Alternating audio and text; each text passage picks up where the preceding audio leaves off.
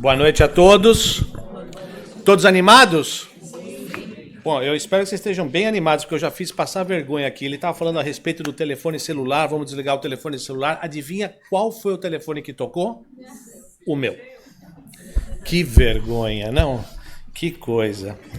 Mas muito obrigado mais uma vez pela oportunidade. Gostaria de deixar aqui registrado o meu agradecimento aos dirigentes dessa casa e à cúpula protetora, aos mentores, aos guias, pela oportunidade do trabalho. Todas as vezes em que a gente se prepara para um trabalho como esse, nós é que somos os mais, digamos assim, beneficiados, porque nós temos a oportunidade de estudar e normalmente aquilo que nós estamos estudando é aquilo que nós precisamos escutar. Então, eu agradeço mais uma vez pela oportunidade de estarmos aqui. Você estava falando a respeito do Daylight Saving Times, né? Agora no começo de março. O carnaval é quando? Primeiro final de semana de março. Então, para nós brasileiros, o ano não começou ainda oficialmente, né? Ainda dá tempo da gente falar assim, tipo, resoluções de ano novo, mudanças de comportamento, essas coisas. Ainda dá tempo, não dá? Porque, pô, se o carnaval não passou, o ano não começou no Brasil.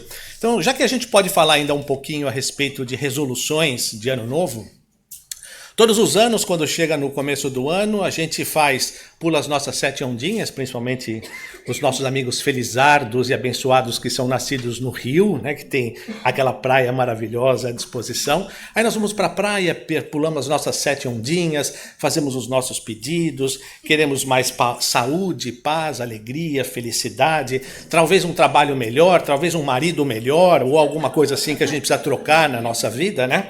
Mas nós pedimos isso como se isso simplesmente pudesse nos ser dado.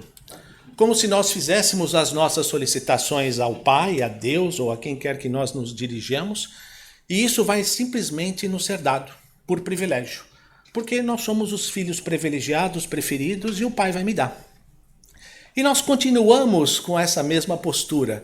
Pedimos as coisas como se isso simplesmente pudesse nos ser dado, sem que nós tivéssemos feito o esforço ou o merecimento para alcançar. Porque nós ainda temos a impressão de que somos filhos privilegiados e que basta pedir e basta receber. Para que nós possamos fazer jus a coisas melhores, nós temos que fazer o nosso esforço próprio para alcançarmos coisas melhores. Não tem nada de errado a gente querer coisas melhores para nós. Isso faz parte da lei do progresso, do objetivo da nossa existência, é de que nós cresçamos, de que nós possamos conquistar novos valores, novos conhecimentos, novas oportunidades de trabalho, de melhora, de crescimento material, espiritual. Não tem nada de errado com isso. A lei do progresso, como atesta no livro dos Espíritos, na parte 3ª, é para que nós estamos nessa existência, para que nós possamos chegar à perfeição. Pergunta 132 do livro dos Espíritos, qual é a finalidade da encarnação? Deus nos impõe a encarnação com o fim de nos fazer chegar à perfeição. Se nós temos que chegar à perfeição, nós temos que crescer, nós temos que progredir. É da lei divina. É do nosso destino o progresso. Então, querer coisas melhores para nós não tem nada de errado. O que talvez a gente tenha que reavaliar o nosso conceito e a nossa ideia é como nós pedimos e como nós esperamos que essas melhoras venham para nós. Pouquíssimos de nós, nas nossas celebrações de Ano Novo, nós pedimos paciência, resiliência, tolerância, entendimento, oportunidades de melhora. Nós queremos que as coisas simplesmente nos sejam dadas, feitas, entregues. Como é que nós podemos conseguir ou querer uma evolução, um crescimento espiritual, se nós não estamos nos esforçando para que a gente possa alcançar isso? Como nós podemos almejar ou querer um emprego melhor ou um cargo melhor na nossa empresa, se nós não nos dedicamos a isso? Não adianta chegar no ano novo e falar, olha Deus, me dá um emprego melhor, me dá um cargo melhor na nossa empresa, mas a gente continua fazendo as mesmas coisas, né, com a mesma falta de vontade, sem procurar uma evolução profissional, sem estudar mais, sem buscar novos conhecimentos. E a gente fica esperando que as coisas acontecem. It's not gonna happen. Se a gente quer algo melhor para nós, nós temos que procurar fazer jus e merecermos essas oportunidades. Uma definição de sorte diz que sorte é quando a competência encontra a oportunidade. Então, muitas vezes a gente vai dizer, não, eu não tive sorte. Você até tem a oportunidade, mas nós não estávamos preparados para aquela oportunidade. Então, no nosso tema de hoje, provas e consolações, nós vamos procurar ver e explicar, dentro da medida do possível, as dificuldades que a vida nos traz, as razões delas existirem, o porquê e o que nós podemos extrair de lição dessas dificuldades para nós e, principalmente, aonde estão os consolos que nós precisamos para que nós possamos enfrentar com galhardia os perrengues da nossa vida. Porque perrengue faz parte. Nós estamos num mundo de provas e expiações e espíritos imperfeitos vivendo num mundo imperfeito não podem ter uma vida perfeita. Os perrengues fazem parte do nosso dia a dia. Todos os dias vão aparecer problemas. Esses problemas nós chamamos de provas. E o que elas trazem para nós? O que elas nos mostram? As provas, elas existem como uma ferramenta divina para o nosso crescimento e para a nossa evolução. Se nós queremos ter alegria, felicidade, harmonia, uma vida perfeita, né, como a gente sempre deseja, como a gente sempre pede na virada do ano, nós temos que fazer a nossa parte. Então, essas provas, elas existem para que nós possamos aproveitar as oportunidades da vida e buscar o crescimento que nós precisamos. Ítalo, é só apertar aqui, esse negócio muda ou como é que é?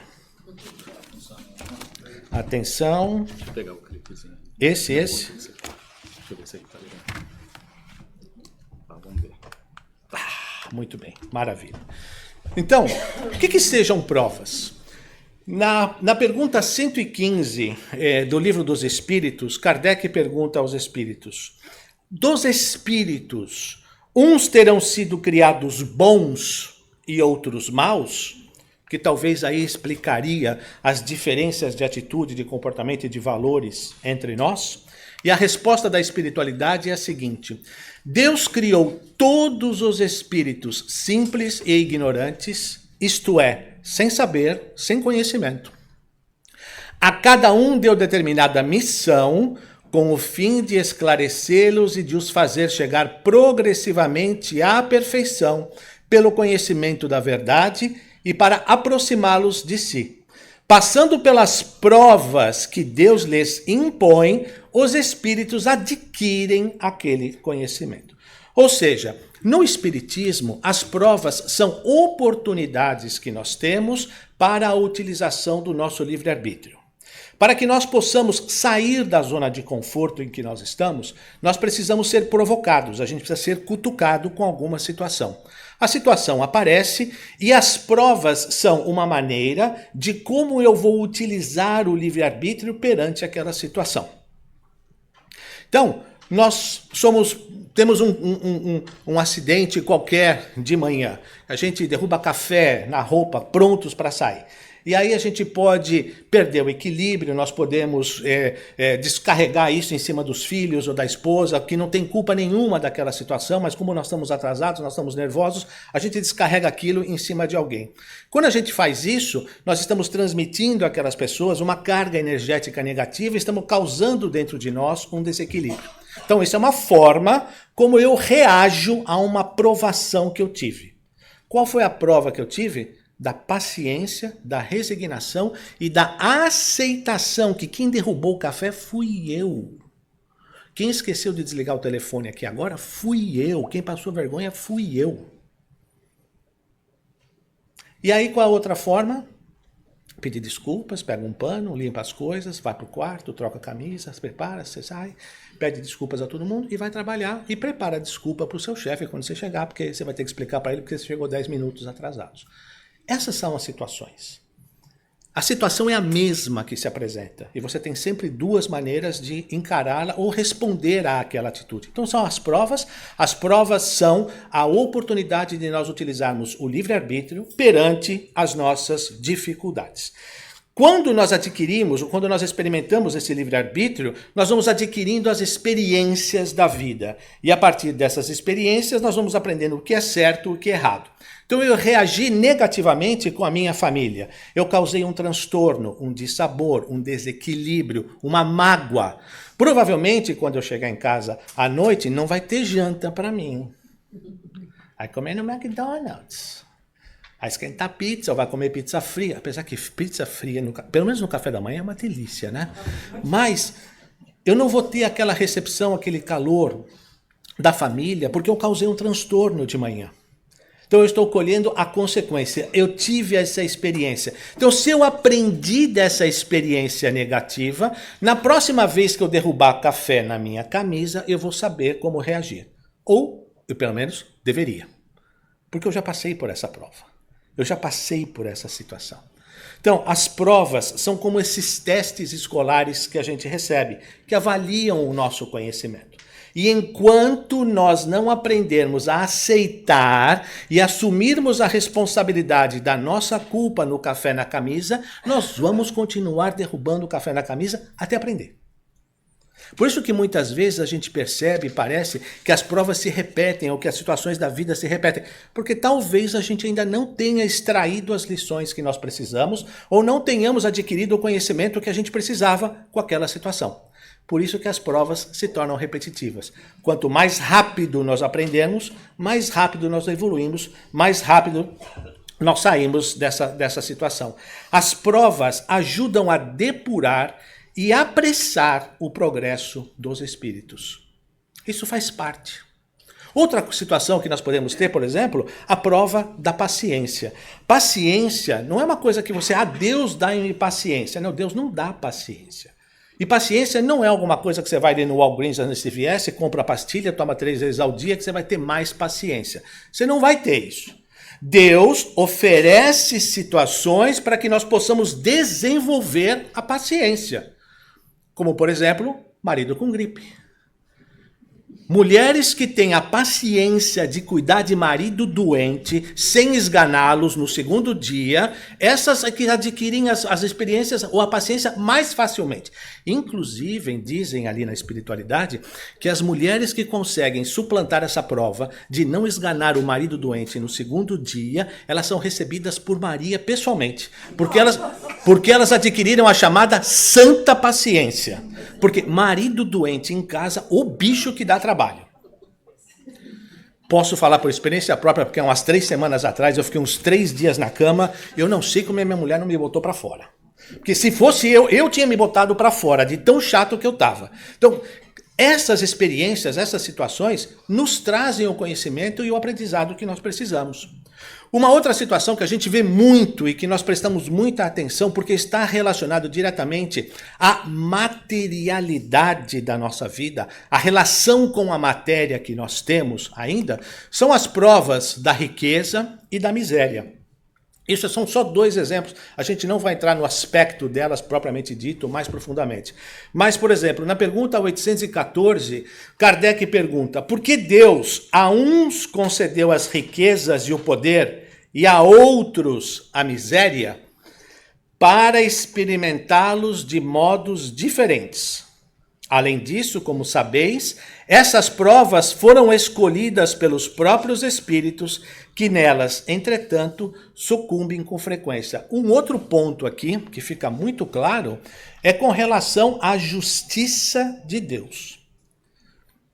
Todos nós vamos passar pelas mesmas situações e pelas mesmas experiências. Deus não privilegia a um nem a outro, porque senão Deus não estaria sendo justo. E se Deus não fosse justo, ele não seria Deus. Para que nós todos possamos ter as mesmas experiências, experimentá-los de modos diferentes. Então nós vamos passar por uma e nós vamos passar pela outra também. Se já não temos, ou se já não passamos por isso, vamos receber a experiência no futuro.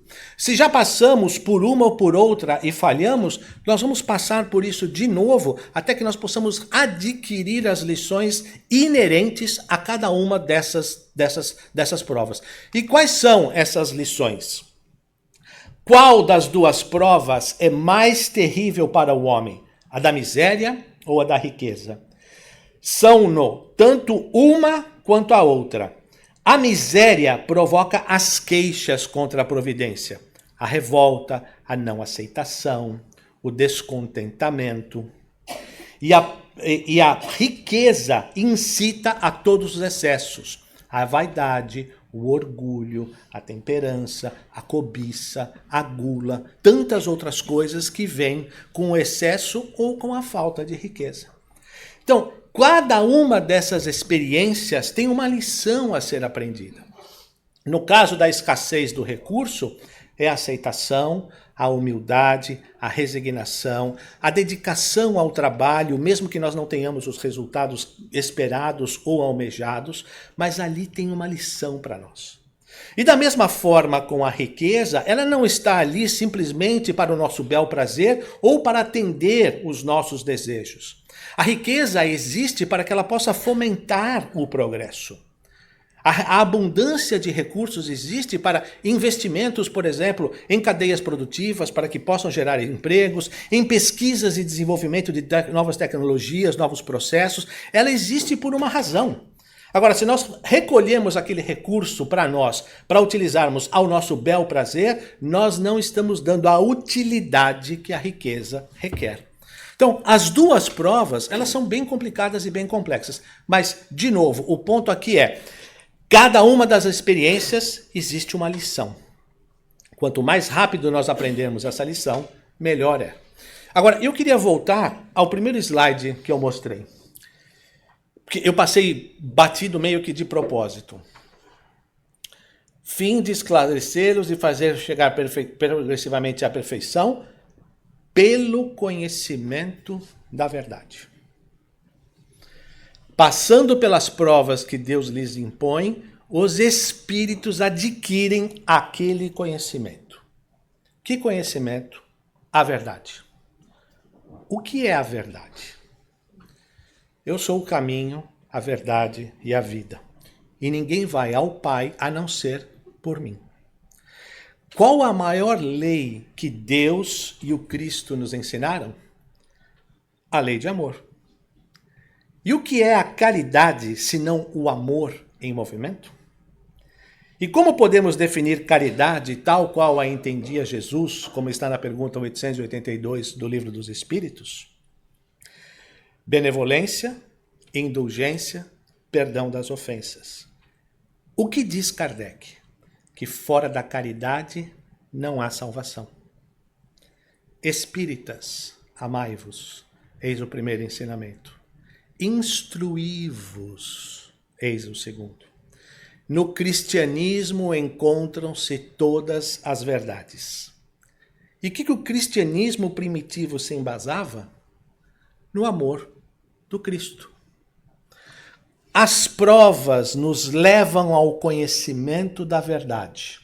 Esta verdade significa a aplicação da lei do amor e da caridade em todas as nossas atitudes, conversas, decisões, escolhas, posturas, comportamentos, valores, tudo aquilo que a gente faz. E através dessas experiências, nós vamos adquirindo aquele conhecimento. Rewind. Café caindo na camisa. Primeira reação de raiva, de ódio, de explosão. Qual é o resultado? Chega em casa, não tem janta. Segunda atitude, café na camisa. Qual é a reação? Só explodir. Resultado, pizza fria na minha mesa.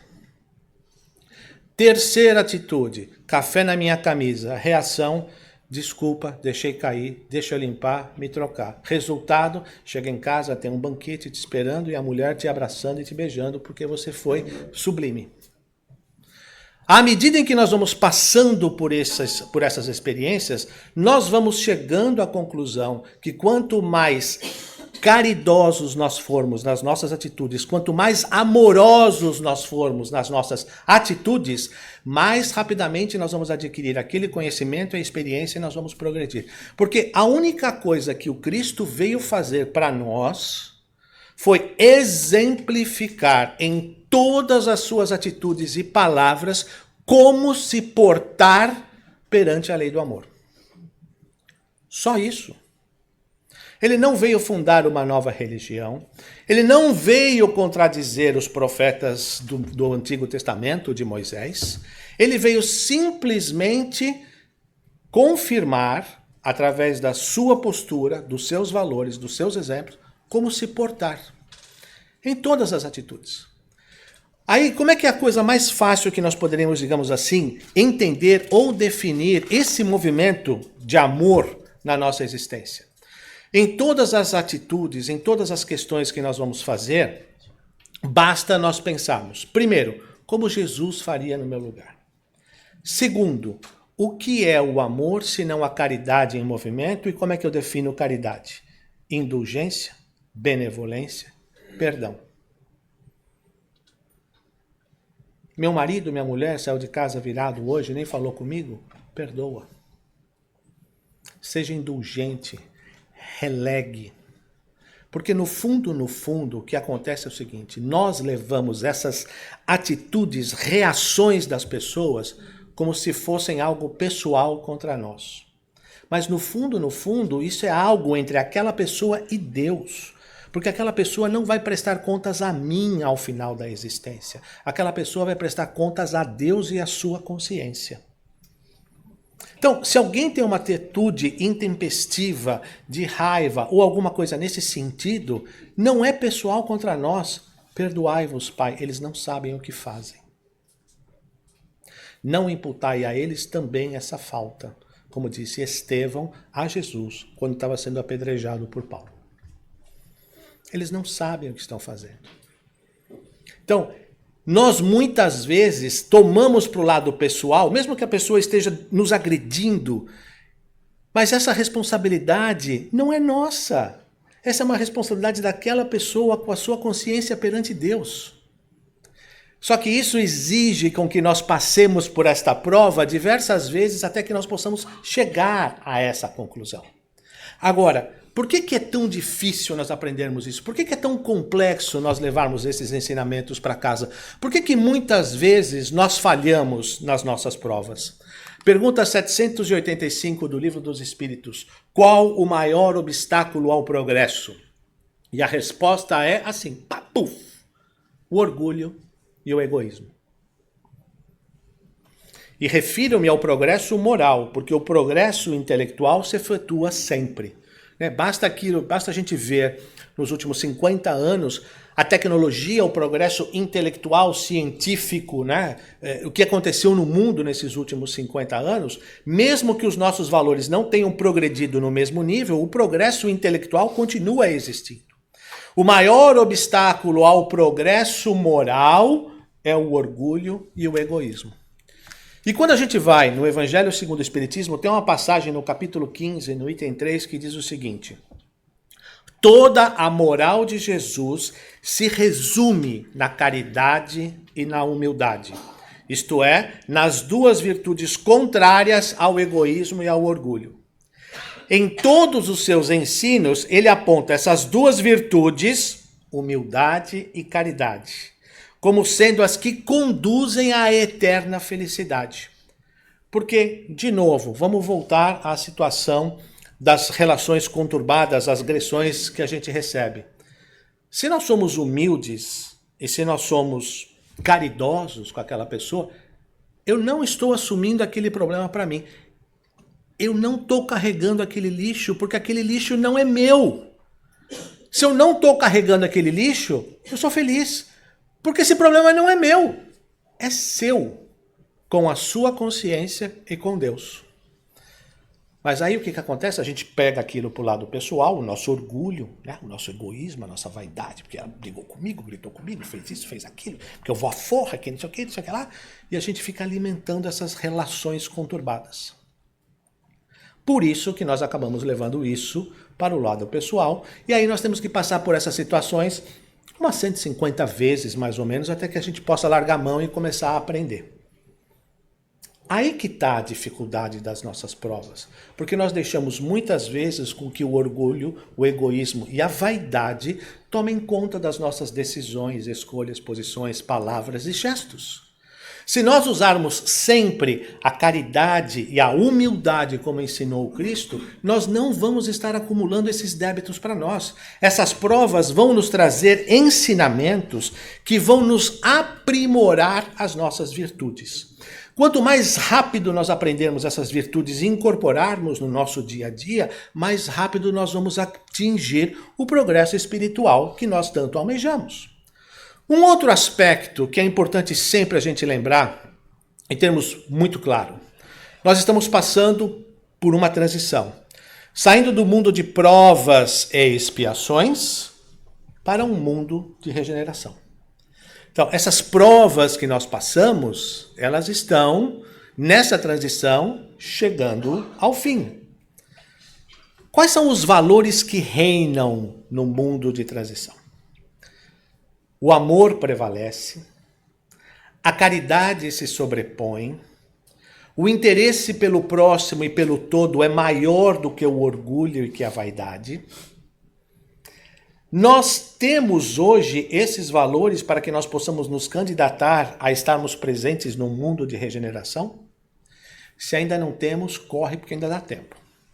Daqui a algumas décadas já não dá mais. Então nós ficamos esperando, quando chegar o mundo de regeneração, tudo vai mudar. Tudo vai mudar, não tenha dúvidas. Você vai estar lá? Essa é a pergunta. Será que eu vou estar no mundo de regeneração? Ou eu tenho que adquirir os valores agora para que eu possa me candidatar a estar lá? Quais são os valores do mundo de regeneração? A humildade e a caridade. E aí esses exercícios diários que a gente faz, para que nós possamos adquirir esses valores e para que a gente possa incorporar e receber e tirar dessas provas os resultados que a gente precisa, os recursos que a gente precisa, elas ficam mais fáceis. Por quê? Porque à medida em que nós vamos nos aprimorando nessas atitudes, nós vamos elevando o nosso jogo. Né? We're going to raising up the bar on our game. Como é que os atletas de alta performance conseguem fazer aquilo que eles conseguem? A gente vê na quadra, nos campos, nos auditórios, em tudo aquilo que eles fazem. Esses atletas de alta performance, eles encantam o mundo. Como é que eles fazem isso? Repetição. Repetição. E repete aquele mesmo movimento, e repete, até que aquilo é considerado como uma memória muscular. É assim que se define na fisiologia. O seu músculo tem a memória do movimento e você já faz aquilo naturalmente. Então, a cada vez que nós praticamos esses atos de caridade, benevolência, indulgência, perdão, humildade, quanto mais nós repetimos, mais nós vamos aprendendo, daqui a pouco nós vamos fazendo essas coisas naturalmente. A gente já não pensa mais. Vamos pensar um pouquinho como é que o Cristo se comportava perante as atitudes. Você vê os exemplos do Cristo e dos apóstolos, os apóstolos estavam colados no Cristo quase que 24/7.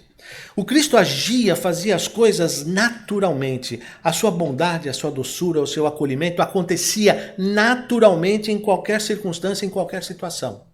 Os apóstolos brigavam para saber quem era o preferido, quem ia sentar na direita ou na esquerda. Hello? Really? Se nós adquirirmos esses sentimentos, nós vamos fazer isso naturalmente, tal qual o Cristo fazia. Com essa abordagem, digamos assim, de nós fomentarmos os valores da humildade e da caridade, nós vamos ao mesmo tempo, além de nós crescermos moralmente, nós vamos deixando para trás as desvantagens ou os vícios do orgulho, da vaidade e do egoísmo. Porque o que acontece? À medida em que nós vamos evoluindo também com esses valores, aqueles valores que nós tínhamos ali atrás, eles já não nos cabem mais. Vamos olhar para as nossas vidas 5, 10, 15 anos atrás. Mesmo porque a gente não precisa ir muito longe, porque todo mundo aqui é jovem. Estou vendo 35, 40 anos é a média máxima de idade aqui. Então, nem dá para ir muito mais atrás do que isso. Reinaldo, você não fez 40 agora, cara? Então, tá vendo? Eu estou falando. Olha só, se a gente olhar 5, 10, 15 anos para trás, A gente já tem vergonha daquilo que a gente pensava, fazia e tinha como valores e atitudes. Hoje, muito provavelmente, nós não repetiríamos aquelas coisas que nós fazíamos há 15 anos atrás. Por quê? Porque os nossos valores mudaram. Da mesma forma que se nós enfocarmos as nossas atitudes e decisões em cima da humildade e da caridade, daqui a um tempo o orgulho e a vaidade vão desaparecer. A gente já não suportaria mais aquele tipo de comportamento. Porque nós crescemos, porque nós evoluímos, porque nós estamos a caminho do progresso. Porque a lei, a inspiração da reencarnação está fazendo um efeito dentro de nós. Qual a finalidade da reencarnação? Deus nos impõe a reencarnação como meios de fazê-los chegar à perfeição. E à medida em que nós vamos desenvolvendo esses valores, nós vamos conseguindo isso. É fácil? Não. Se fosse fácil, não precisaria eu estar aqui falando a respeito disso hoje. A gente poderia estar todo mundo em casa, tomando sopinha ou chá quente, envolvido na manta, porque esfriou a temperatura. Nossa, não é que ela esfriou, ela despencou hoje à tarde. Foi uma coisa assim impressionante. Então, se fosse fácil, não precisaria eu estar aqui hoje. É duro, é complicado, é difícil e muitas vezes nós sucumbimos. E quando nós sucumbimos, aonde estão as nossas consolações? Aonde nós vamos buscar força para que nós possamos continuar marchando adiante nessa luta interna que nós temos dentro de nós? Primeiro, o que é consolação? O que é ser consolado? De acordo com o dicionário, consolação é o ato ou o efeito de consolar, oferecer alívio, conforto, consolo, lenitivo. E consolado é aquele que foi suavizado de dor ou de pena. E também é uma pessoa que é contente, alegre e feliz. Então, o consolo nos vem como instrumento de fortalecimento na nossa disposição de seguirmos adiante no trabalho de reconstrução interna que nós temos que fazer. Porque substituir aquela postura de orgulho, de humildade, de vaidade, ela brigou comigo, ele brigou comigo, então agora eu vou à forra porque eu não posso deixar isso barato, porque sou eu e etc, etc, etc. Nós temos carregando isso, assim, gente, na boa, há umas 200 encarnações. Qual é a grande vantagem disso? A gente já foi muito pior. Hoje a gente até que tá bonzinho, né? Porque a gente podia estar num outro planeta pior que a Terra. Imagina, se nós estamos aqui, até que a coisa não está tão ruim. A gente já foi muito pior. Esse é um ponto bom. Nós já fomos muito piores. Mas sair dessa posição, né, do orgulho em que a vaidade toma conta das nossas decisões para uma postura, uma posição de aceitação, de transferir ao outro a responsabilidade que lhe cabe e não assumir do outro o lixo que cabe a ele, isso toma um tempo ainda. E muitas vezes a gente pode sucumbir. Aonde eu vou buscar forças para isso? Isso não está na doutrina espírita. Eu, Alexandre, sugiro 2 fontes de consolação. A primeira fonte é Jesus como enviado divino, em que ele, dentre os muitos ensinamentos que nos trouxe, nos diz que bem-aventurados são os aflitos e os que choram. Bem-aventurados são os mansos e os pacíficos. E bem-aventurados são os misericordiosos. Então nós já temos uma fonte de consolo no Cristo. Se nós pegarmos todas as suas passagens e todos os seus ensinamentos, é consolo atrás de ensinamento, atrás de acolhimento o tempo inteiro. Mas se a gente quiser ficar só com alguns, o Sermão da Montanha, as bem-aventuranças, já são a base desse ensinamento. Então, esse consolo já existe através da mensagem do Cristo. Se você pegar o Sermão da Montanha, que muitas vezes a gente se confunde e acha que o Sermão da Montanha são só as bem-aventuranças. Não, o Sermão da Montanha está incluso nos capítulos 5, 6 e 7 do Evangelho de Mateus. E ali, logo depois do Sermão da Montanha, das bem-aventuranças, vem toda uma série de descrições de comportamentos, de posturas, de valores que o Cristo nos passa. Se a gente conseguir seguir metade daquilo, a gente passa direto do mundo de provas e expiações para um mundo superior. Porque o crescimento que a gente vai ter é absurdo, se a gente conseguir seguir esse espaço. Então, dentro das nossas consolações, já a mensagem do Cristo ela já nos traz um grande alívio, um grande alento e uma grande força para a gente seguir adiante. A outra fonte de consolação é o Espiritismo, como consolador prometido.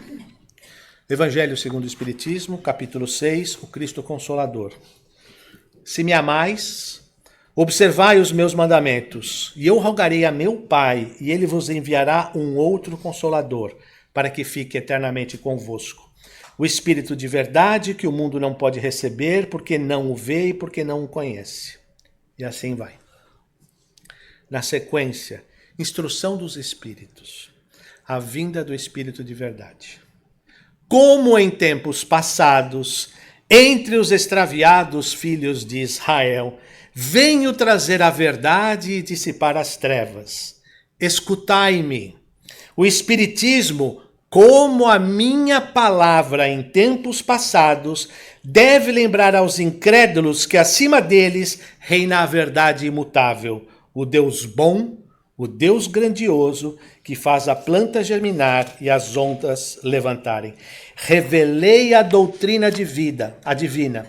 Como um ceifeiro, juntei em feixes o bem espalhado na humanidade e disse, vinde a mim, todos vós que sofreis. Então o próprio Cristo, como o Espírito de verdade, vem confirmar que o Espiritismo é o Consolador prometido. Por quê? Porque o Espiritismo explica esse processo evolutivo. A questão da reencarnação, da multiplicidade das existências, da multiplicidade dos mundos habitados. Explica qual é a finalidade da reencarnação e o que nós temos que fazer com ela. Explica a sabedoria divina nas provas que nos oferece.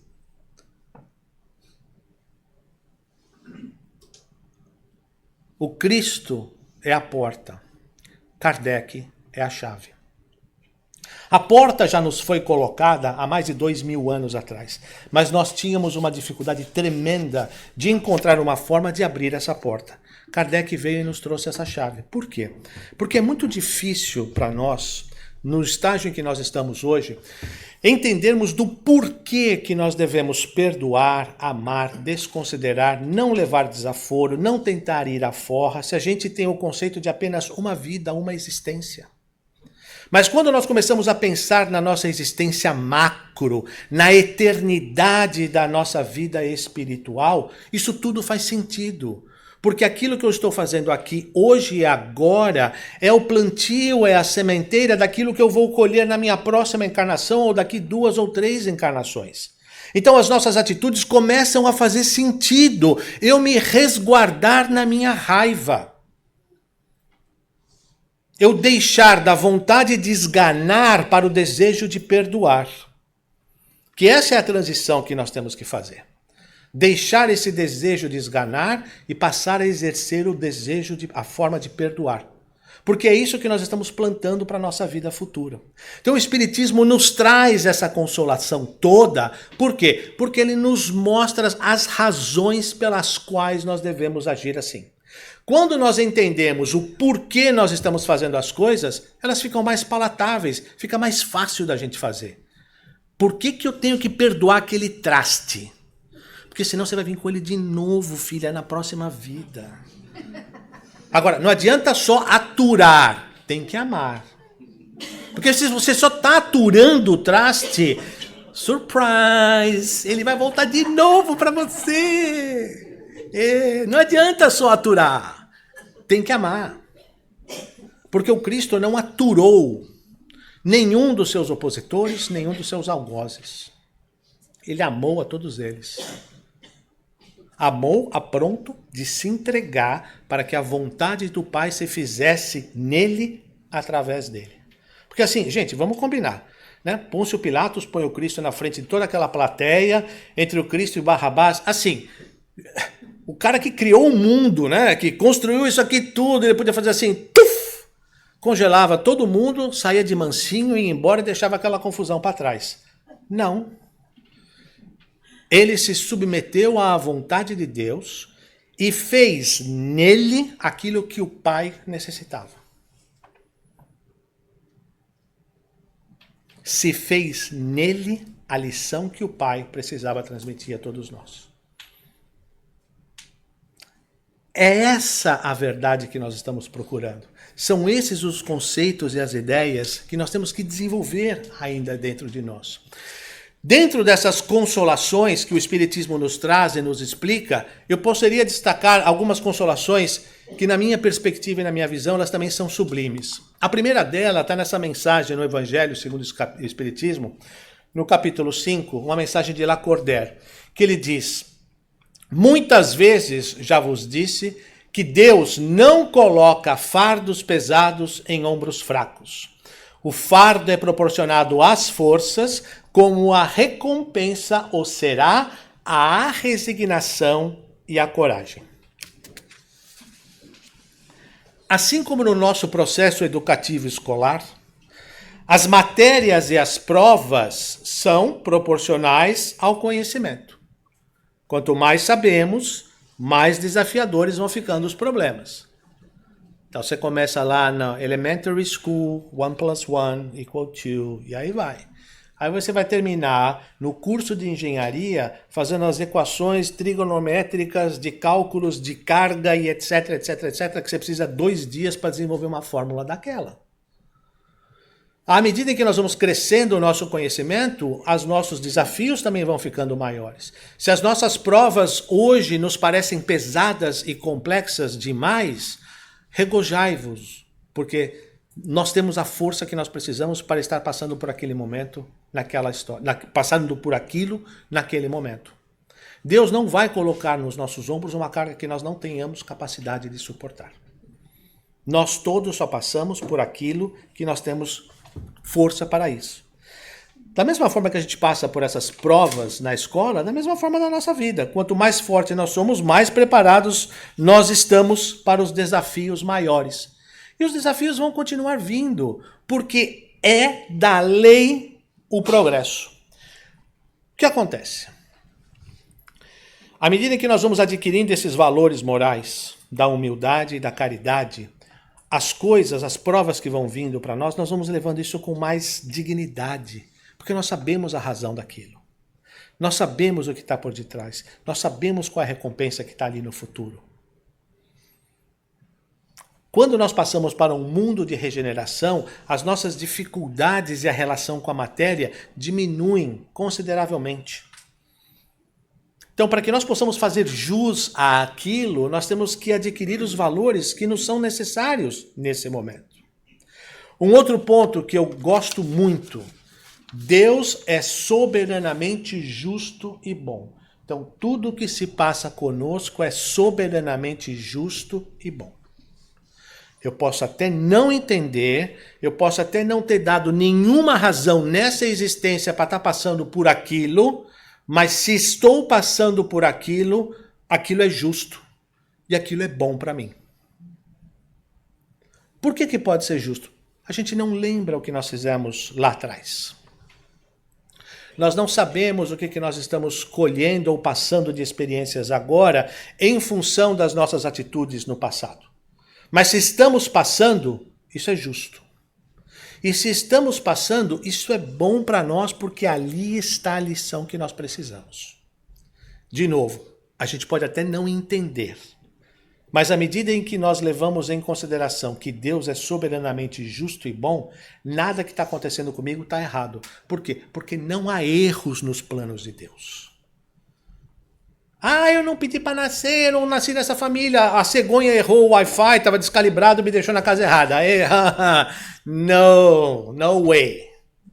Não existe nada mais perfeito do que o Wi-Fi divino, e as cegonhas divinas, elas são perfeitamente calibradas com o GPS naturalmente. Sabe exatamente onde tem que parar. Nós estamos nas mesmas situações, nos lugares e com as pessoas que nós precisamos para aquele momento. Basta que nós possamos adequar o nosso comportamento da humildade e da caridade nessas relações para que a gente possa extrair a lição como um todo. Um outro ponto que eu gosto muito, que me serve muito, particularmente pessoalmente, capítulo 6 do Evangelho segundo o Espiritismo. Ele é um capítulo curtíssimo, são 6 páginas. Nesta minha edição, que é um pouco pequena, são 6 páginas. As edições maiores devem ser menos ainda. Esta passagem, esse capítulo, ele só tem mensagens do Espírito de verdade. Que o Espírito de verdade era o próprio Cristo. Então, ele fala aqui a respeito do Consolador prometido, do jugo leve, vinde a mim todos vós que estáis aflitos, e assim por diante. Mas o que mais me consola, o que mais me traz força pessoalmente, são as instruções dos Espíritos, que são todas as mensagens do Espírito de verdade. Então, eu só vou ler algumas frases, eu não vou ler os tópicos inteiros, porque não é o caso. Eu só vou ler algumas frases. Venho ensinar e consolar os pobres deserdados. Venho dizer-lhes que elevem sua resignação ao nível de suas provas. Que chorem, mas que esperem, pois os anjos consoladores também virão enxugar suas lágrimas. Trabalhadores, arai o vosso campo, recomeçai no dia seguinte a rude jornada da véspera. O que é arar? Arar a preparar a terra para um novo plantio. O arado é aquele instrumento que tanto pode ser manual como pode ser das máquinas agrícolas, que vem, suga a terra, abre todas aquelas coisas, aquelas cavidades no chão, para que as novas sementes possam ser lavradas à terra. Da mesma forma, arai o vosso campo. Para que nós possamos colocar novos valores morais dentro de nós, qual é o campo de trabalho que nós temos que arar? O nosso coração. Arrancar os valores que não nos cabem mais. Arrancar ódio, raiva, rancor, cobiça, inveja, orgulho, para que possam se abrir novos sulcos, onde nós vamos implementar as sementes do amor, da benevolência, da caridade, da indulgência, do perdão, de tudo aquilo que são as virtudes que se esperam de nós. E no dia seguinte, voltar a essa tarefa, continuar arrancando esses valores que não nos cabem mais. Trabalhadores, arai o vosso campo, recomeçai no dia seguinte a rude jornada da véspera. Porque, conforme eu disse, não é uma jornada que a gente vai fazer uma vez só. Isso é uma constante repetição para que nós possamos crescer. A hora do repouso, quando a hora do repouso soar, sentirei surgir e germinar em vós a minha preciosa semente. Nada se perde no reino de Deus, e vossos esforços, vossas misérias, formam o tesouro que deve vos tornar ricos nas esferas superiores. Em verdade vos digo, aprendei com a preciosa doutrina que acaba com o erro das revoltas e que vos demonstra o objetivo sublime da prova humana. Bebei na fonte viva do amor e preparai-vos, cativos da vida, para vos tornar perfectíveis. Eu sou o grande médico das almas e venho trazer o remédio que deve curar-vos. Os fracos, os sofredores e os enfermos são meus filhos prediletos e venho salvá-los. Vinde, pois, a mim, vós que sofreis e que estáis sobrecarregados, e sereis consolados e aliviados. Deus faz um supremo apelo aos vossos corações por meio do Espiritismo. Que no futuro pratiqueis a lei divina, humildes e submissos ao Criador. O devotamento e a abnegação são uma prece contínua e encerram um ensinamento profundo. Usai, pois, como divisa essas duas palavras, devotamento e abnegação, e sereis fortes, porque elas resumem todos os deveres que a caridade e a humildade vos impõem. O sentimento do dever cumprido vos proporciona a tranquilidade de espírito e a resignação. O que é o dever cumprido? Não é efetivamente nós lograrmos sucesso de primeira em tudo aquilo que nós estamos fazendo, mas é nós não desistirmos desse caminho de perfectibilidade que nos cabe. Por último, conhecereis a verdade e a verdade vos libertará. Que verdade?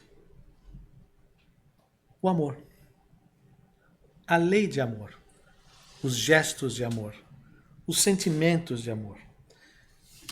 São essas atitudes que o Pai espera de nós, para que durante as nossas provas nós possamos ir ganhando as experiências que nós precisamos, elevando os nossos valores e o nosso conhecimento moral, para que possamos ser cada vez mais perfectíveis e chegarmos cada vez mais próximos a Ele, porque é do progresso, é da lei divina que nós regressamos ao Pai tão pronto e tão rápido quanto nos sejam necessários.